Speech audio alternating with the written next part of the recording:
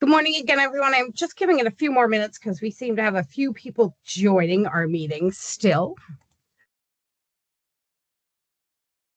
And again, please put your name and agency in the chat.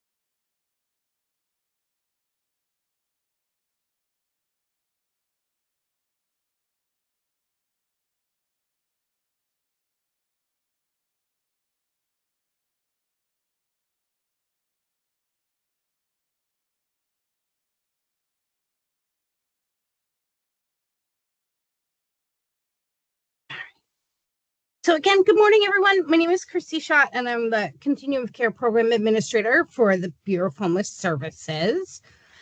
Welcome back to our Balanced Estate Continuum of Care meeting. We have an agenda today that is including a refresher training on domestic violence programs, but I'm not seeing Rachel here yet. So I am going to start with an update on the FY 2025 notice of funding opportunity. I think you all know that typically the notice for the Continuum of Care projects NOFO typically comes out around July. Last year, we were told it was going to be a 2-year NOFO, and we did not know what this year would look like.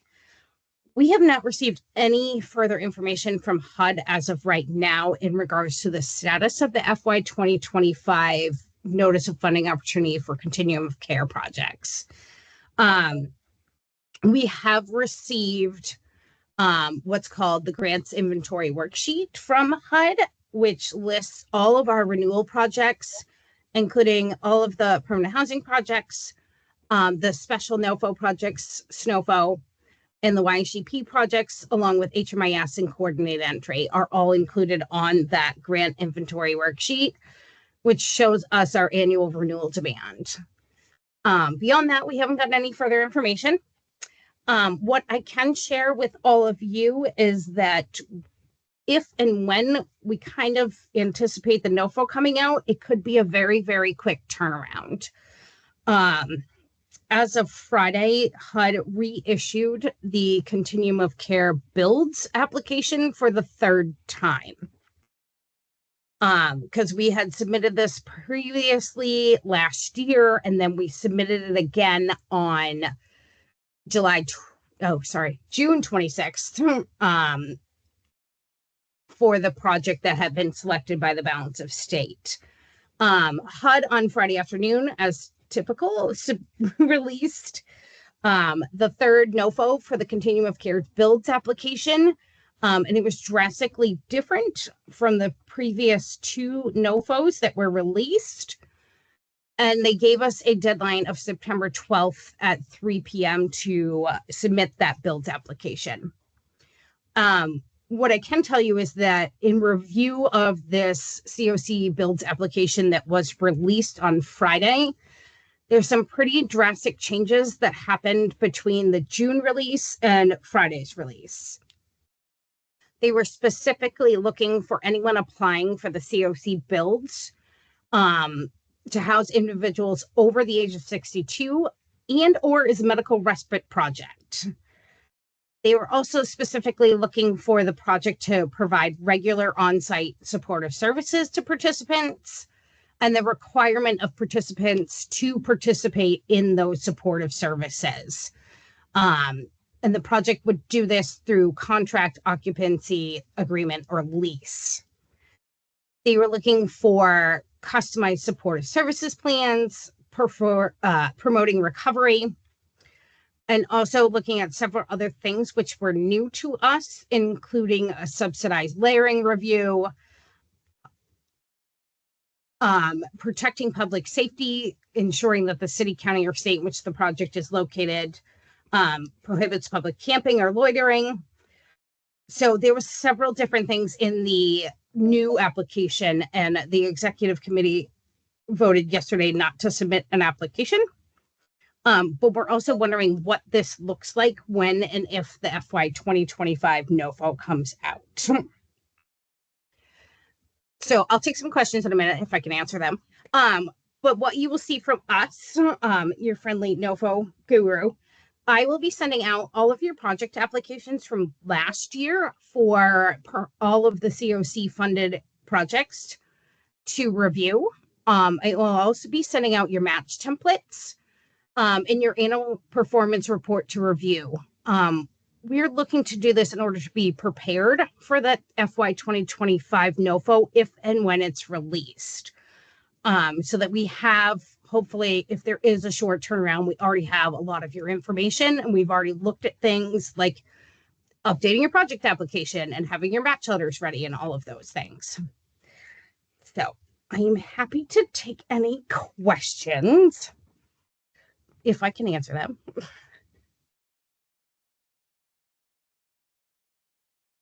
They're all quiet. So, Christy, I have a question. It's Lauren. Sure. Hi, so if the coming NOFOs, whenever that occurs, and the same kind of requirements for the builds NOFO, what are you guys thinking of doing, or you don't know that yet? Because of those. So we do not know that yet. We will have to take a look at it when and if it's released and what it actually says. But I wanted to let all of you know what was in the actual builds application because it could impact this year's NOFO. Well, an observation, it's very clear that they're not interested in maintaining housing first. Based on some of the things you stated were within that application, requiring people to engage in case management right off the bat wouldn't be housing first. So, um, that being said, there's a lot of things in our state that make housing first hard to do. So I don't know how I feel about it. Obviously, I believe in housing first, but um, I wonder whether we should see these as tools or as a tax on housing first.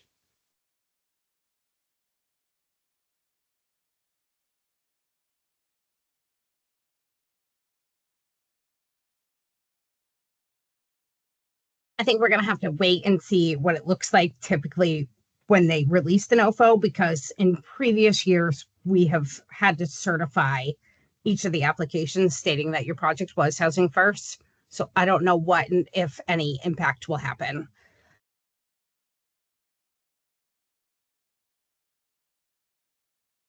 Christy, could you repeat the communities having no camping bans?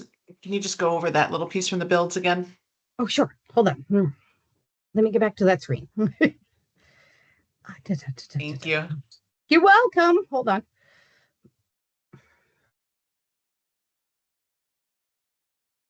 So it's in the builds, it was under protecting public safety. So it's specifically, I can never say that word, the city, county, or state in which the project is located will prohibit public illicit drug use and enforces such prohibition. It prohibits public camping or loitering and enforces prohibition.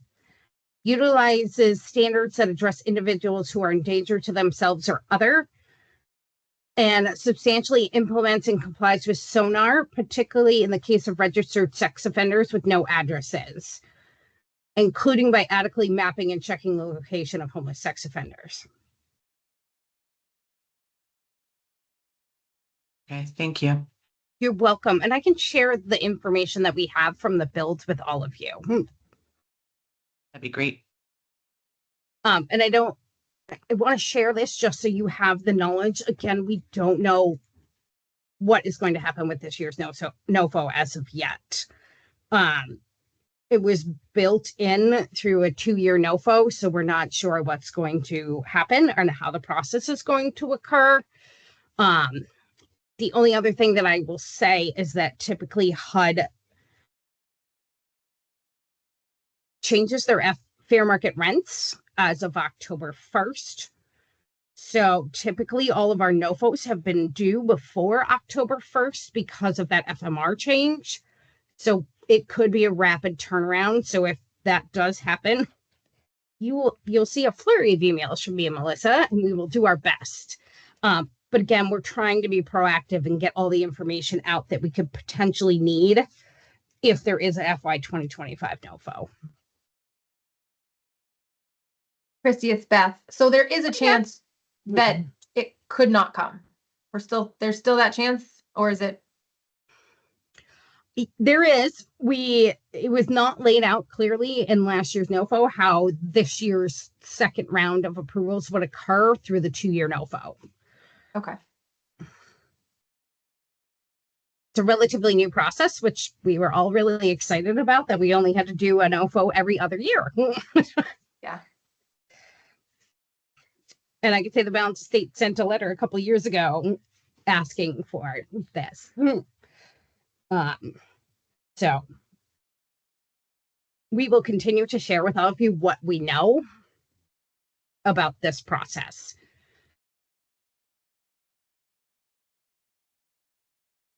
I think that's a Sheena. The FMR for 10-1 has not come out yet, I don't think, for this year. I have not seen it. Usually Angie tells me. Oh, it was Angie, not Ashina.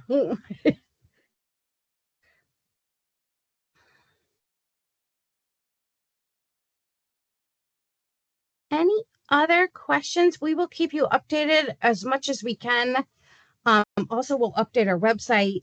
And we will, if there is a NOFO, we will have a specific NOFO meeting as we do every single year to share all the information and the changes and requirements for new and renewal projects. Just a follow-up question, because a constituent asked me recently, is the governance and charter and the executive committee council members, is that all accurate on the BHS website right now? Is it 100% current? I can tell you that the governance document, I don't honestly, off the top of my head, I don't know. Okay. I can tell you that that was what I told the constituent, is that I didn't know the answer if that was current or not, but that it should be. what I can tell you is that we switched to a new platform about a year ago, and we're still uploading a lot of documents to our website. We have all of the balance of state meetings are up there, and we're slowly adding to all of the other websites that we have off of there, including the Continuum of Care page, and making sure that's all up to date. Sounds good. Thanks for that. Yep. I know that the HMIS document was recently updated and voted on in August. The final version was just signed off on last week, and ICA will be updating their website. And we are working on updating our website as well.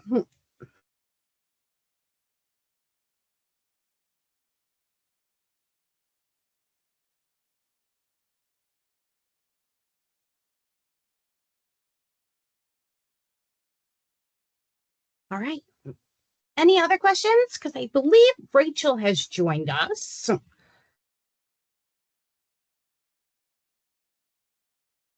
Rachel, are you here? Yes, I'm here. Yay! I It's am gonna going take to me. turn it over to Rachel Duffy, who is from the New Hampshire Coalition Against Domestic and Sexual Violence. And she's going to provide our Balance of State Continuum of Care with an update around training refresher, I should call it, around domestic violence and how to work with those participants and what services there are available within the state of New Hampshire. Rachel, let me know if you need to share your screen. Yes, and you know can't. what? Yes, and I popped in. So I was having issues with my Teams on my computer, but I restarted. I think I'm gonna have to pop out and pop back in if that's okay. Just That's wanted fine. to. We will wait for you. All right, awesome. I will pop right back in just a moment, and then yes, absolutely. If I can share a screen, that would be great. Thank you. Wonderful. All right. I wish I had hold music for all of you.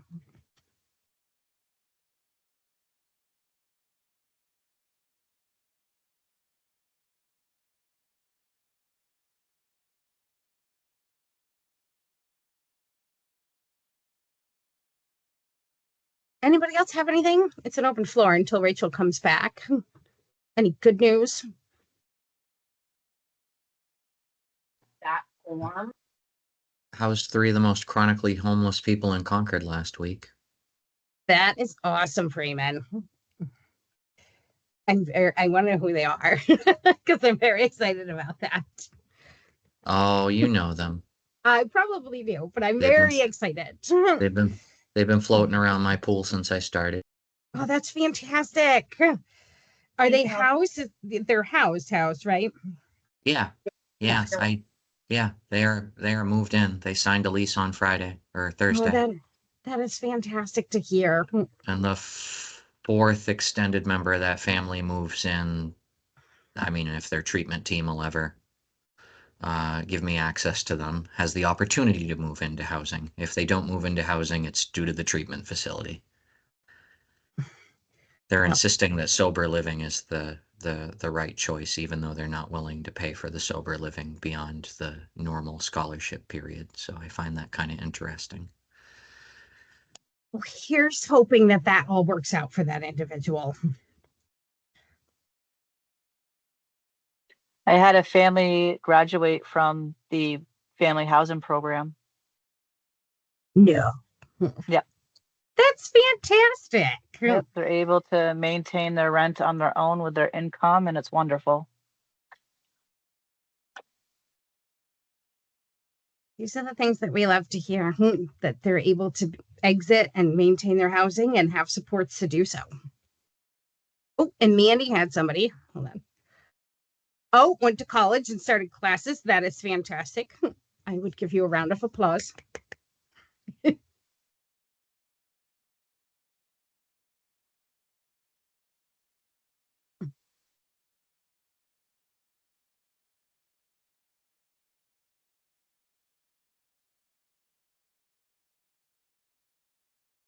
Anyone else have any other updates?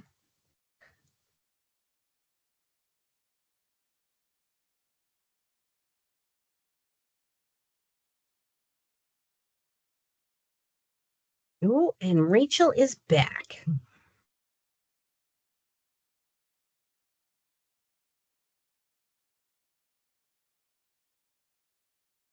All right, I am back. So sorry about that. Are you able to hear me okay?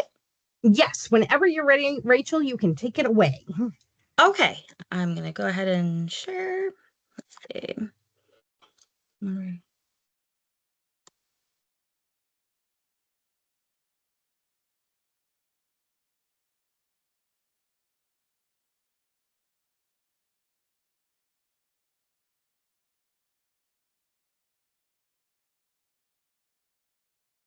All right, and is everybody able to see my screen okay?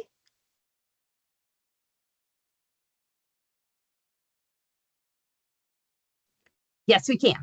Yep. Okay, awesome. Thank you.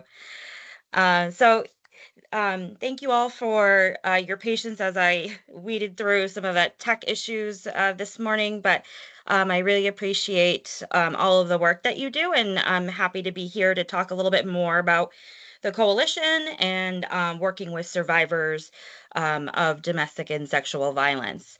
And just a little bit of a background. So I'm Rachel Duffy, and I am the Housing and Economic Justice Manager for the New Hampshire Coalition Against Domestic and Sexual Violence. So today we will learn a little bit about who we are at the coalition, the work that we do, the best practices in assessing for fleeing among survivors of domestic violence and sexual assault, the importance of confidentiality when working with survivors, as well as some of the VAWA and housing protections that are afforded to survivors within federally funded housing programs such as rapid rehousing, transitional housing, etc. And the impacts of trauma and how to best provide trauma-informed care when working to house survivors of DV and SA. So at the coalition, our aim is to create safe and just communities through advocacy, prevention, and empowerment of anyone affected by sexual violence, domestic violence, stalking, and human trafficking. And so if you can kind of imagine us as like an umbrella, and we provide sort of rain down support to 12 crisis centers. So we are a pass-through agency for funding, but we're also a technical assistance organization. So we provide help to the centers to, brainstorm, problem solve. We also have a public affairs team that has a special interest in advocating for bills that, in particular, will be beneficial for survivors, but we also work to speak out against bills that may be harmful for survivors. A couple of years ago, we worked specifically on a housing bill with 603 Legal Aid and some of the state legislators around HB 261, which I'll probably talk a little bit later, but it's a helpful bill to be aware of, just regarding survivors who may need to break their lease earlier than their end of their lease term. So, some of the housing and economic justice work that we do and that we speak about. So, we do have a HUD-funded rapid rehousing program. And so many of you already know that that provides assistance for up to 24 months, utility assistance, and moving costs. We also are able to now help with childcare, food. We've sort of expanded some of that, of those supportive services, so that way we can, more effectively, assist survivors through their varying needs. We also have a VOCA-funded Housing First program, which provides a level of case management and also flexible housing assistance. So, really, anything that falls under the category of something that's going to help prevent a survivor from homelessness or help a survivor flee from domestic violence and get ready for housing. So, that could be anything from first month's rent or security deposit to getting a wardrobe for a job interview. We have tons of transportation requests. As we know, we have very many rural areas in our communities. So that's a big bulk too of some of that funding. Um, and to access this funding, um, a survivor would have to connect with one of the local crisis centers and work with an advocate to determine, their eligibility, what their needs are, and if this program can support them. As it's flexible funding, but unfortunately, it's not an ever-ending pot of money, which I would love, but we do not have quite yet. Um, and we also support survivors in our housing and shelter programs with economic justice services. As domestic violence, 99% of all survivors are experiencing financial abuse, and financial abuse affects survivors today, tomorrow, and years into the future. And it's one of the biggest barriers that we see for survivors in getting housed, as they may not have a rental history. They may, have poor credit because they have had, some of their identity stolen, or they've been forced to rely on the abuser for funding or couldn't work, etc. So we have a couple of different economic justice program services. So one being that we receive funding for a curriculum, and advocates work with survivors on helping build their budget, understand savings, and also how to repair credit scores, all the way through home ownership, mortgaging, retirement planning, things like that. We also build community partners to build their awareness about financial abuse and those impacts. And we speak a lot about equity, as we know that financial abuse disproportionately impacts marginalized communities, BIPOC communities, LGBTQIA plus communities are significantly impacted by financial abuse. And when we're working with survivors, we want to really start to change our lens. As we do, I think, we've become quite a trauma informed balance of state, I find. And I'm happy to see that each year I come back to this sort of training and it feels like we're all working together really well on this. But some specifics around working with survivors. um, when survivors, when they're experiencing, we want to be able to change our lens to work with survivors of domestic and sexual violence. And we have to understand how trauma impacts the survivor's experience, their processing, and their needs. And it's important that we keep this in mind as we build relationships with these survivors and clients, as trust is very difficult. So you might spend a little bit more time in that relationship building phase with survivors. So it can be a little bit different. And so some guiding principles of trauma-informed care: we want to work with safety in mind. That's safety in confidentiality, but it's also safety in how we present ourselves. Are we being present with the survivor? Are we sort of in that mode where we think we know best? So we just want to make sure that we're also creating safety in our culture, within our agencies, and in those one-on-one interactions when we are working with survivors. Trustworthiness and transparency. We don't want to promise things that we can't promise, so we can't make come true. We are going to act like guides, giving them the information and helping them to make an empowered choice. But we do want to also work with them around the reality of certain things. And we know housing can be very tricky.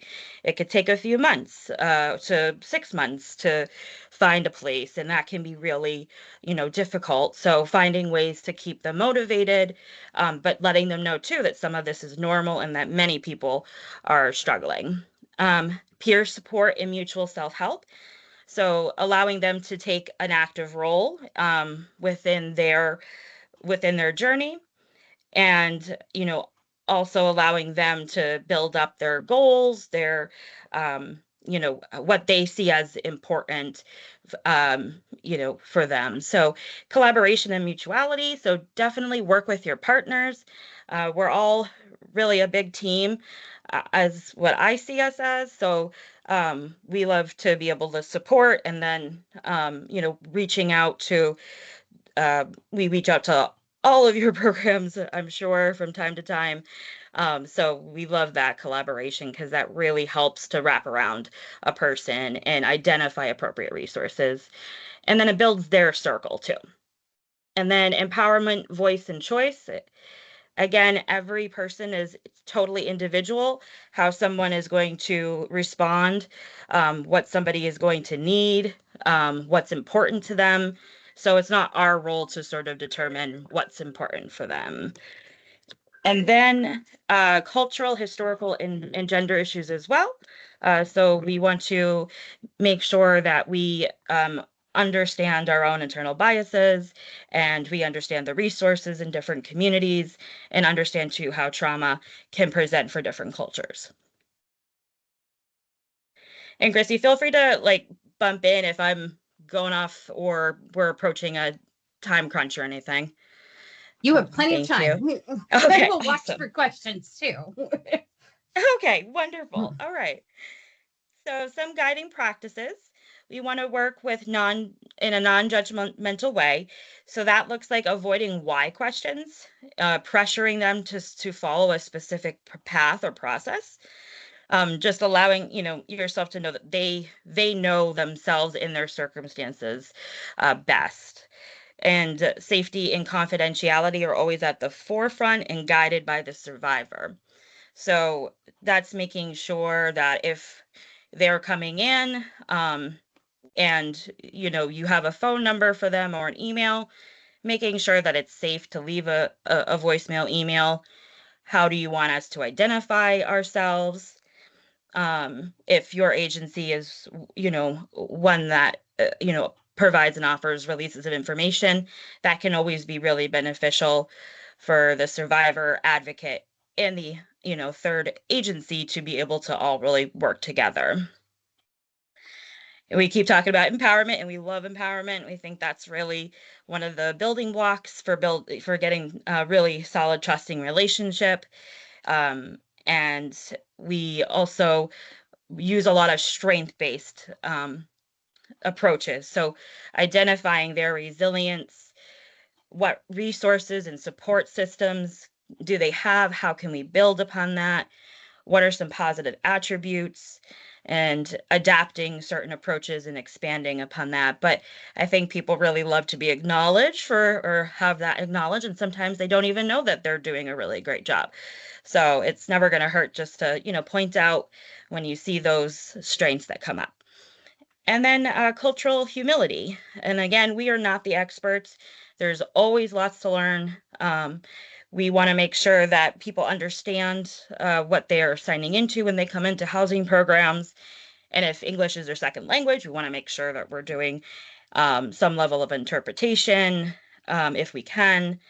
Adapting paperwork, doing it in small segments, as opposed to all at once, if possible, can be helpful.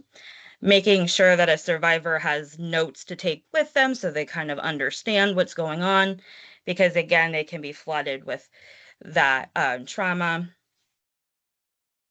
So let's see. And moving into that, I'm not going to do a whole science lesson here or neuroscience lesson, but our functioning of our prefrontal cortex, once we experience something really traumatic, goes into really like this mode where it shuts down.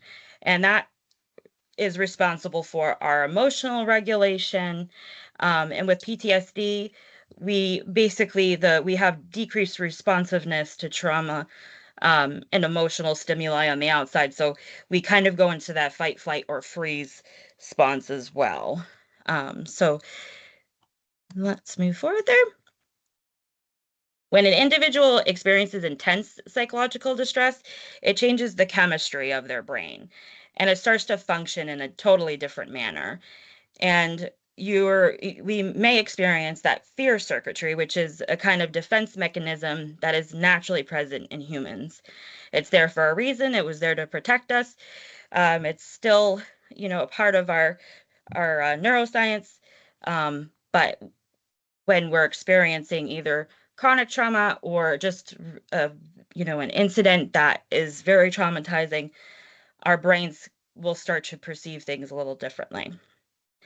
Anxiety disorders are a whole brain disorder, which involve the complex interplay of neurons.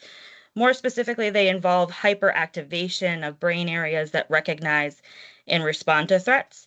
And the amygdala, insula, and dorsal anterior cingulate and hippocampus are the areas of the brain which are concerned with conjuring fear and threat responses.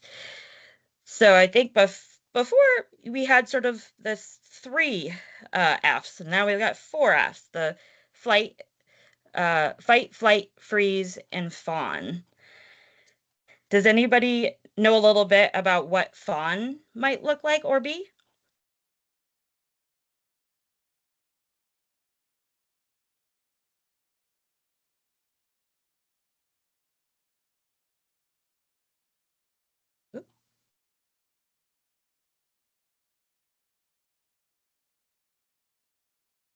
All right.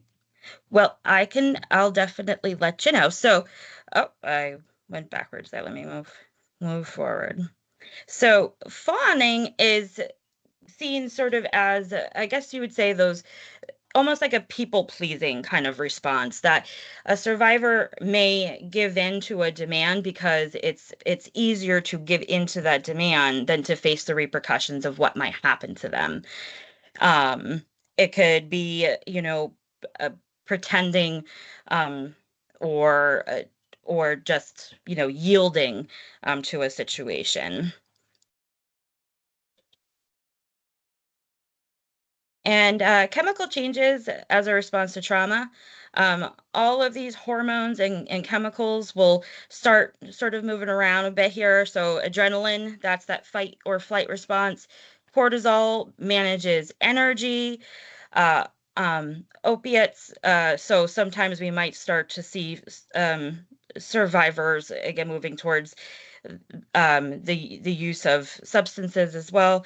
Oxytocin manages positive feelings there. So our emotions, our energy levels, our overall health can be really impacted by trauma.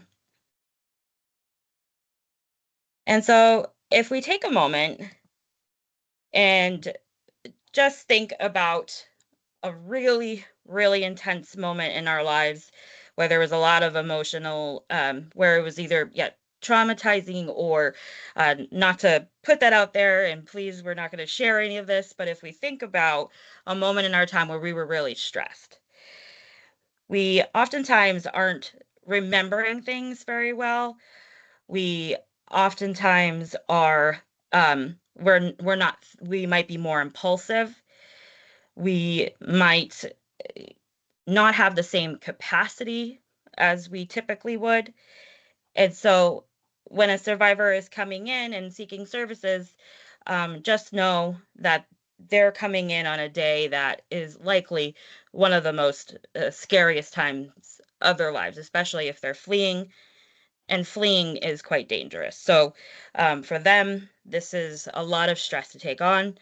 So you might have to repeat things. It's, sometimes making a binder for them to take home if it's safe, of information for them to review as they can, and, coming back in and reviewing other things, taking things step by step can be really good. And then we also have compounding factors in addition to what survivors are experiencing. So they may be experiencing domestic and sexual violence, but they may also be experiencing poverty, homelessness, substance misuse, mental or physical health concerns. And so this can put up a lot of barriers as well, for assisting them in moving forward. And those are things that we want to take into consideration and build up that support network for them. Just some stats. Between 22 and 57% of all homeless women report that domestic violence was the immediate cause of their homelessness. And additionally, 38% of all victims of domestic violence survivors become homeless at some point in their lives. A victim of domestic violence will often leave an abuser multiple times before finally escaping the violence, and therefore they may experience multiple periods of homelessness. And this next part, we're going to talk a little bit about assessing for fleeing when working with survivors of domestic and sexual violence. And so the way that this will probably interact with folks here, if you're working with somebody who is coming forward saying that they are a survivor or that they have experienced domestic violence, and you're assessing for what programming they might be eligible for, if they can be a fit for the DV rapid rehousing, but also just in general, making sure that we're embedding some safety planning in there. So we always want to make sure that if it's a phone call, want to make sure we ask, is this a safe time to talk? If we get disconnected, what is the best means of contact for us to reach out? And again, is it safe for me to leave a voicemail? How to identify myself? And then it's always a good idea to offer a referral to the local DV program. Working together can be really helpful. So when we're actually thinking about assessing, we want to make sure that we're not just rapid firing questions in this survey style approach. We want to make sure that we're having a good conversation while keeping in mind certain factors, so such as the timelines of abuse, timeline of homelessness, where did they last sleep, has there ever been any police involvement, is there an active order, protective order in place. If we leave things open-ended, we generally are, they're able to feel more comfortable and trusting of the situation to be able to share what they're comfortable with. And we don't want to we want to ask them to share specific things that they're not comfortable with. If they say it's not safe for me to disclose that, or right now it's too hard to talk about that, we're going to leave that as is and just continue to work on that relationship building. Ask if they would feel safe in housing that is not confidential. Because if they identify they need a confidential shelter, you can direct them to the local crisis centers. There's 11 domestic violence shelters across the state. We're often full, but we definitely could do a further assessment with them to make sure to see if we can help them either through shelter, or if all the shelters are full, there may be some assistance through victims' compensation that can help with hoteling or other programming. Depending on their safety factors, so domestic violence and sexual assault survivors can be safe in homeless shelters, especially if there's been some time away from the abuser, there hasn't been any active stalking or continuation of controlling behaviors, if they have a protective order, and depending on the location of the homeless shelter as well. So, have that conversation with them and and see how, see what would make them feel the safest. But survivors certainly can be safe within homeless shelters. So for our programs, DV needs to be the direct cause of the episode of homelessness. So establishing a timeline: where did you sleep last night? When was the last occurrence of violence? When was the last contact with abuser? Again, asking about those PRO police involvement, any mention of lethality factors, such as the abuser might own a gun or a knife. The abuser may have recently lost a job. Those are going to be some factors that, if you hear from a survivor, that likely they would be a good referral for our rapid rehousing program and/or our shelters or other programming. What has happened before when you tried leaving? How do you feel the abuser would react if they knew you were leaving? And some of these are questions that the crisis centers will ask as well. But if you can begin that conversation, we can again work together to help make this process a little less traumatizing for them as well. So that way, we can limit the amount of times that they have to repeat their scenarios. If an abuser is repetitively calling a survivor or searching for a survivor and shows up at work, and they're, potentially sleeping in a car, or they're they have a couch for the night, but the next morning or what have you, they're still facing that homelessness, those are good indications that a referral to our rapid rehousing program and/or shelters could be a good fit. And confidentiality. So best practices in confidentiality.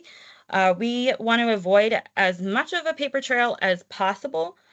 Redact identifying information when possible, when you can. Utilizing ID codes, which I believe we do through coordinated entry. You have those, for survivors.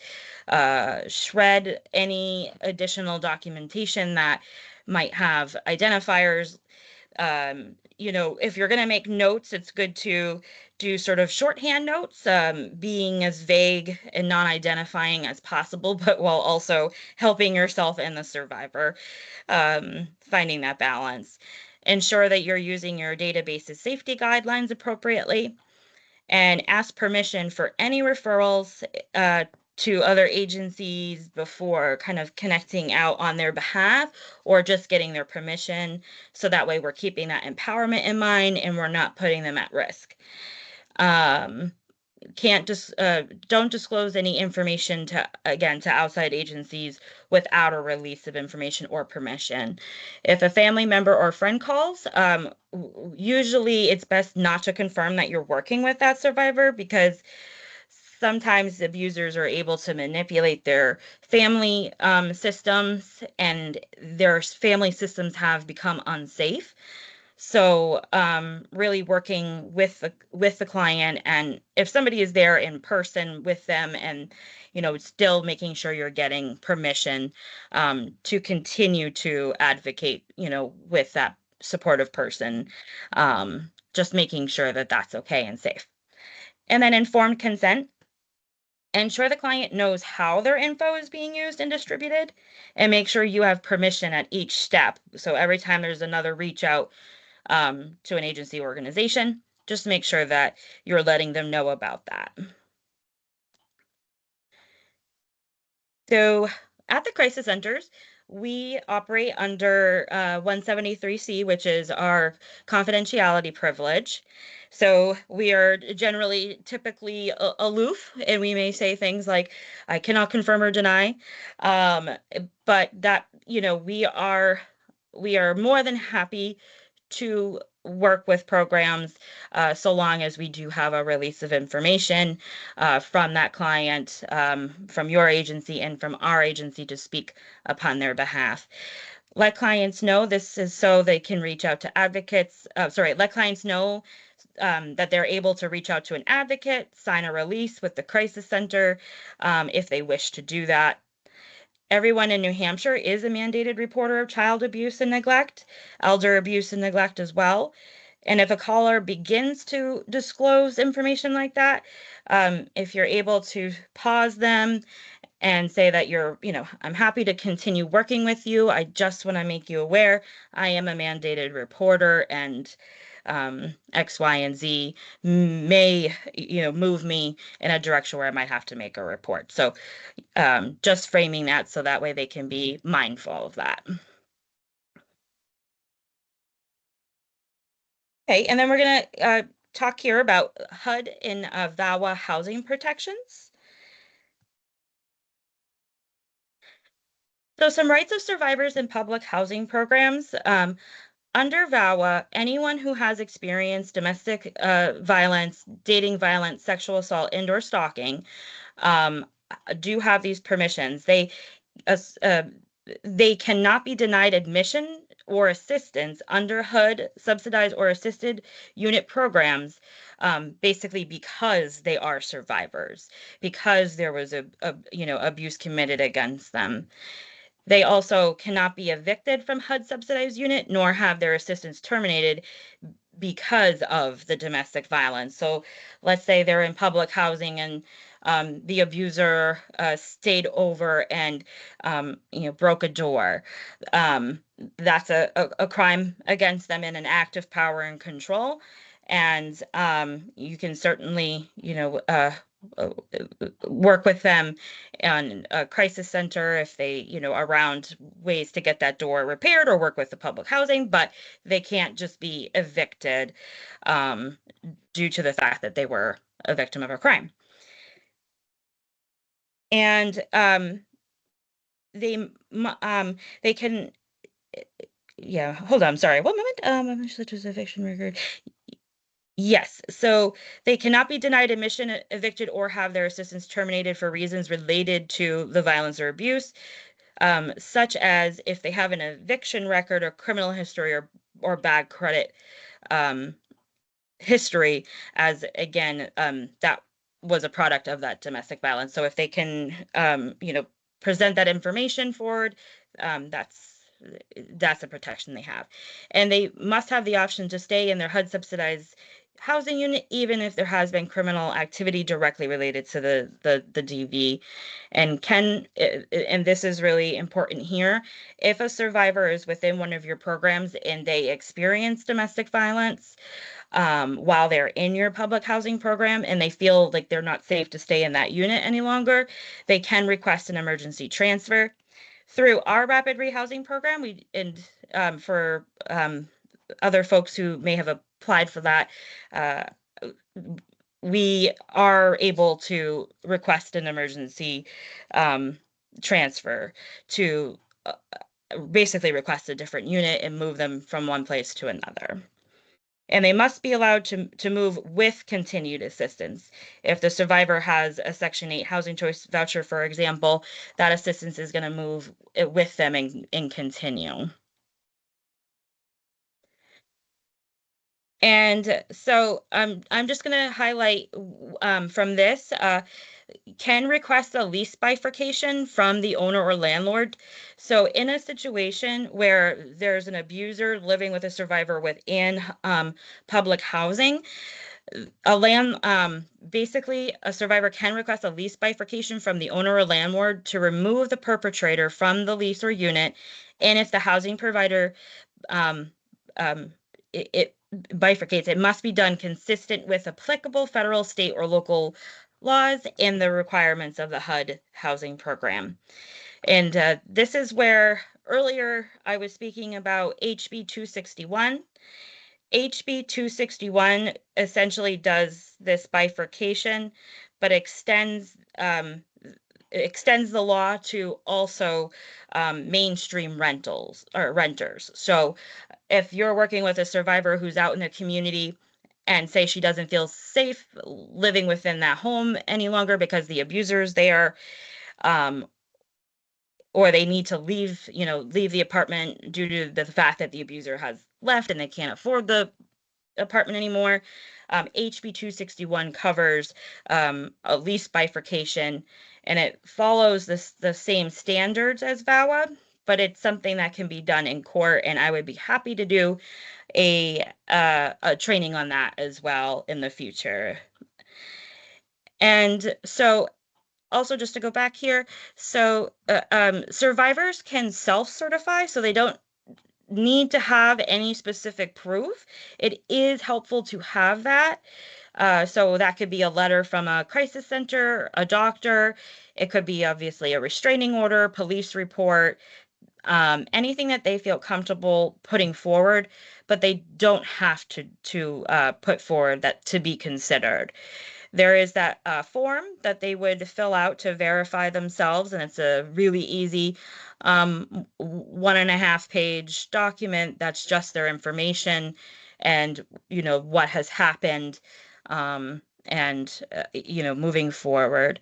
If they're actively homeless, it could be really good to apply a self-certification form to their application, especially if they're in shelter, because that just lets the public housing providers know that this is a pretty urgent situation as well. Must receive HUD's notice of VAWA housing. So if they are a survivor, they should be provided with those forms. They have a right to strict confidentiality, and they cannot be coerced, intimidated, threatened, or retaliated against by HUD for seeking or exercising VAWA protections.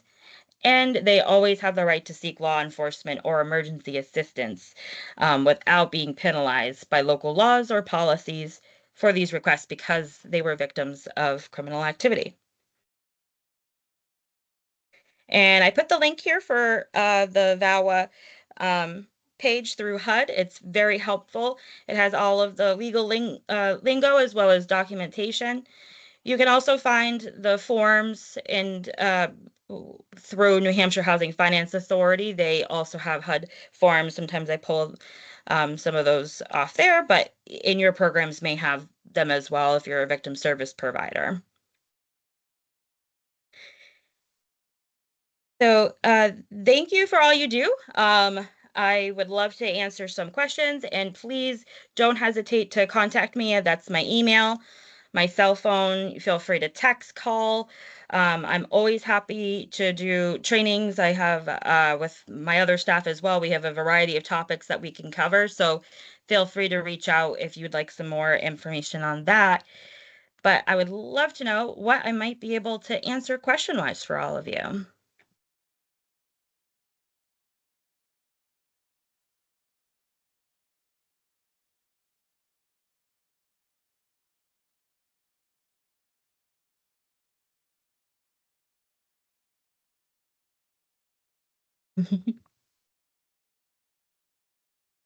Quiet group today. They are quiet today. Did I miss anything that you would like for me to speak more on, Christy? Or anything no, that you would like to add? There's a couple of things I'm going to add. Absolutely. Of course, because I like to talk some days. So just as a friendly reminder to all of our Balanced Estate membership, we do have, and I won't put her on the spot, we have our coordinated entry domestic violence project that is facilitated by Stratford County CAP. I think most of you have all spoken to or talked to or emailed Cindy from Stratford County CAP, who oversees that project. So anyone in the Balanced Estate geography has a choice of whether or not they want to be referred to a regional access point or specifically to the coordinated entry domestic violence access point. Same thing goes for the youth access points as well. We also, if you're interested, and I can share this with the group, we do have an emergency transfer policy for the Balanced Estate Continuum of Care that I can send out to everyone with the notes that talks about the process for requesting an emergency transfer. So I can share that as well. And just lastly, I wanted to share that, again, Mandy, you wonder how many beds? Hold on. We have several dedicated projects for people who are fleeing or attempting to flee domestic violence. And we have one project specifically to serve those who are fleeing or attempting to flee human trafficking. The human trafficking project was recently transferred to Stratford County CAP from the Bridges House of Hope. So Stratford County CAP now oversees the project for survivors of human trafficking. We also have a domestic violence rapid rehousing continuum of care project that is facilitated by the coalition. We have another one that is recently new that is facilitated by Thrive, which is the crisis center in central New Hampshire. And we also have Stratford County CAP has a rapid rehousing domestic violence project as well. I feel like I'm missing one and I'm sorry. Mandy Lancaster, I don't know off the top of my head. I have a chart of all the rapid rehousing beds, but I don't know how many we have just for domestic violence, but I will look that up because I have it somewhere. And yes, I will send all the information out as a 411 because I keep a list of all the projects within the Balanced Estate Continuum of Care. So I can share that with all of you. And Angie has her hand up. I do. I may have missed it, but so for the domestic violence peeps, if they are housed on one of our HUD ones and they request a transfer because they don't feel safe or the abuser has found where they live, how does that work with their existing apartment that they're in currently on a HUD voucher and getting them out of that lease? I think I may have missed that part. I think that's a me question with the emergency transfer policy, which I honestly don't have memorized. That's one of the ones I don't have memorized, but I will send out that policy and how it works. Okay. And go ahead, Rachel.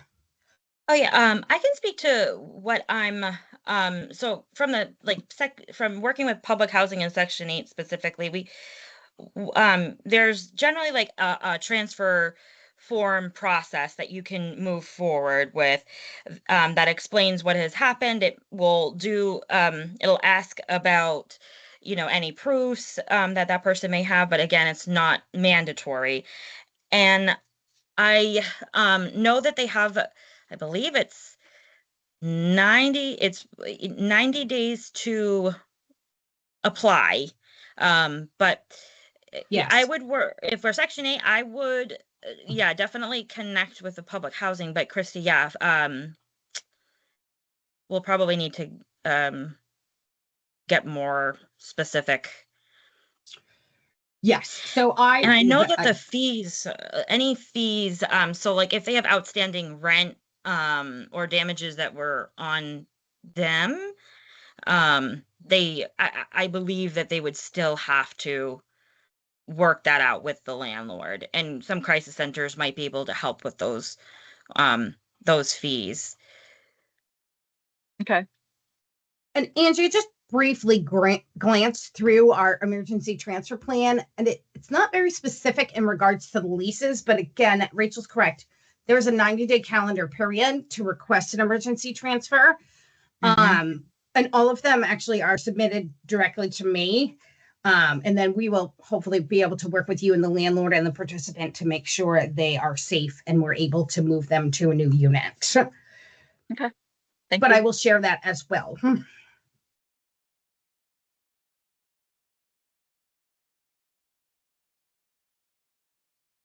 The only other thing that I want to just briefly bring up is that all of the referrals for any of our domestic violence continuum of care funded projects still go through coordinated entry.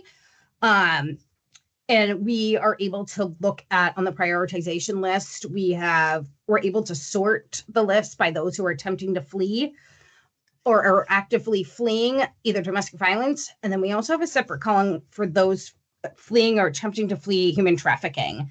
So it's really important for all of you to make sure that information is up to date in HMIS so that when we're looking for referrals specific to our domestic violence projects, we have that information. Also, anyone who is fleeing or attempting to flee domestic violence and or stalking, sexual assault, human trafficking, they're eligible based on project eligibility for any of the continuum of care projects. So, for instance, if you have a permanent supportive housing project, if they are fleeing or attempting to flee domestic violence and are able to certify HUD's category 4 of the homelessness definition and have a disability for permanent supportive housing projects, they would be eligible for your projects as well. Depending also if your project is 100% dedicated to those experiencing chronic homelessness or the dedicated plus definition. We do have the Balance of State Homeless Verification Form, which lays out the details. But we also have a specific form just for certifying category 4, which is fleeing or attempting to flee domestic violence. So I will share all of that with all of you with the notes as well. Hi, Christy. Hi. So I'm Cindy, for anyone who doesn't know, the person that does the DVCE. So I'm really glad that Rachel went over some of the ways to tell if people are currently fleeing, because that's something that I talk about a lot. People may consider themselves fleeing or survivors forever, but that doesn't mean that they're currently fleeing or attempting to flee. And that's what's being asked on the assessment, and that's what's qualifies them for domestic violence coordinated entry and domestic violence rapid rehousing. Also, some of the one of the things I wanted to talk about too is that when you would refer to me versus one of the coalition agencies, most of the time it would be both. If the people are facing homelessness, but there's a big difference between the two agencies. And so the crisis centers are 24 hours. They have hotlines. They have confidential support through, a lot of them have it through chat and phone and email. They can help with protective orders and legal assistance. They can accompany people to, the police or the hospital, support groups, safety planning. That's all of them. So if someone comes to you and they are unsafe right now and trying to figure out how they can flee and what the safest way is, that's for the coalition. That's for one of those agencies. That doesn't mean we don't help if they get to us. We don't say, sorry, we can't help you with that. But that's really not our primary role. Our primary role is getting them on the coordinated entry list and then helping them sort of figure out housing and where they can apply and which housing is appropriate, what they would qualify for, and moving forward with that. We can do some immediate, clothing, food, things like that when they first flee. But the initial safety, all of the DV support is really more the coalition's lane, not ours. Having said that, we are all trained in all of it. We get trained through the coalition. We certainly will help them. We cannot help with protective orders. We can provide them information on what they, should be putting on it, but we always try to connect them with the coalition. So it's everyone that we have in our program, we talk to about what the difference is and why it's helpful to be connected with those agencies as well. So I hope that helps clear up a little bit of confusion when people are trying to figure out where they can go. And like Christy said, they can certainly work with regional access points that are not our program, even if they're fleeing DV, if that's where they're comfortable. And it's really important to make sure we're checking off fleeing DV if they currently are. And if we learn they are not, unchecking it on the assessment so that we don't get people pulled for our project and then have to say, I'm so sorry you don't fit the parameters, because that's not enjoyable for any of us. Thanks. Thank you, Sandy. Does anyone have any other questions for either myself, Cindy, or Rachel? I have one clarifying question. Yes. So if our people are chronically homeless and they became chronically homeless specifically due to DV, is there a time frame that they can be fleeing and homeless before they don't qualify for your programs in particular, Cindy? Is that I don't work with That's coordinated entry. sort of the gray area. Yeah, that's what I was wondering. Okay. Yeah. That's I mean, fair. they should be currently fleeing. So they should be, DV should be like a current issue. So if it is, a year ago and all sorts of other things have happened since then not really.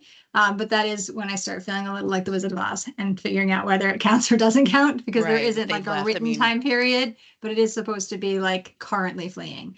Okay. Now, having said that, I have clients on my caseload that have been on for more than a year. They're not necessarily currently fleeing now, but they were when they entered the project. So they still qualify because that is the only thing that has led them to this place. Okay, perfect. Thank you.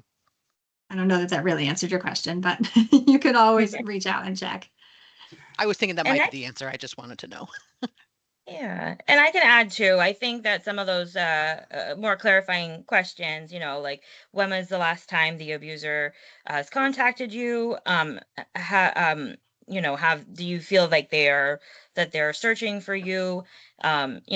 You'll probably hear some of those indicators from them, that level of their own fear of the circumstance. That's not to say that, of course, there's always the gray area, like Cindy said, but I think establishing some of that timeline with them. And if you ever need help, your local crisis center, Cindy, like we would be, I don't want to speak on Cindy's behalf, but I would assume that we're happy to kind of brainstorm a situation.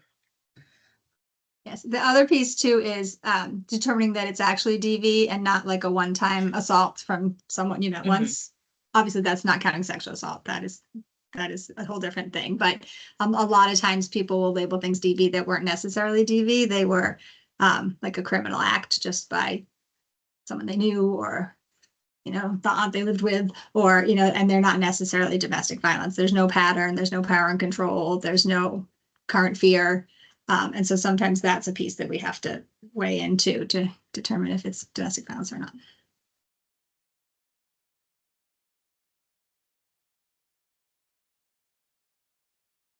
Does anyone else have any questions or feedback?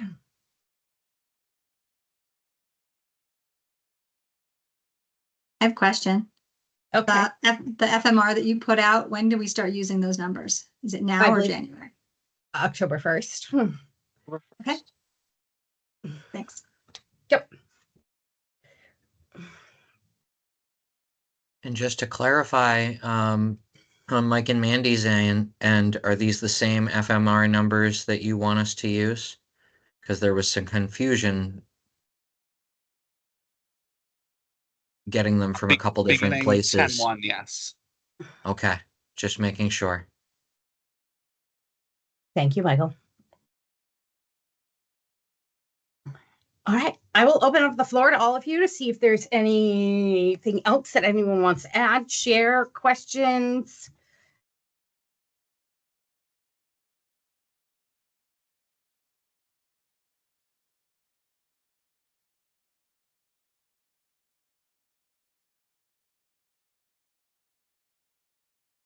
All right. Just to recap for all of you wonderful COC recipients, sub-recipients, I will be sending out information this week. Please take your time and review it and get back to me within the deadline so that we're ready if there is an FY 2024 NOFO that happens. And I will include all of the information that we shared during today's meetings with the notes, including the emergency transfer policy, all of the COC projects that the Balanced State currently has, homeless verification forms, Category 4 certification, and Mandy Lancaster, I will include the number of domestic violence rapid rehousing beds and the total number of beds that we have for the entire Balanced State as well. So, because I have a wonderful chart that I use every year. And if we do have an FY 2025 NOFO, we, of course, will schedule our special NOFO meeting to go over everything and talk about whether or not there's new funding or what we need to talk about for renewal projects and what the NOFO looks like. So you could see that coming up anytime now if we do have a release of a NOFO for Continuum of Care. I think that's all I have, unless somebody has something else.